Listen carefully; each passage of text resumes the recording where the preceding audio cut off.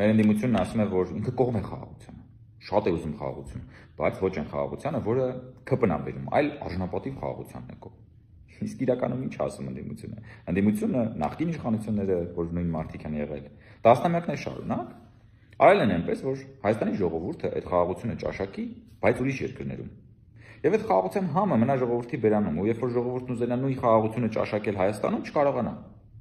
Որ այդ խաղաղությունը նման լինի ծառից կախված խնձորի, բավականաչափ մոտ, որ աչքդ տեսնի, բայց բավականաչափ հեռու, որ ձեռքդ չհասնի։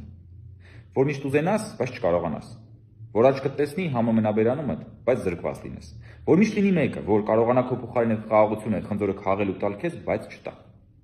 Սա է եղել ընդդիմության խաղաղության ռազմավարությունը, որ հիմա ասում են մեր ժամանակ խաղաղություն էր։ Ոչ,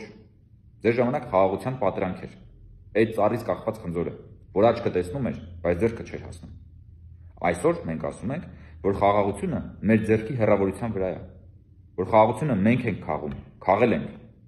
որ մեր ժողովրդի հետ այդ խաղաղությունը քաղելու եւ ճաշակելու ենք։ Եվ սա է իրական խաղաղությունը։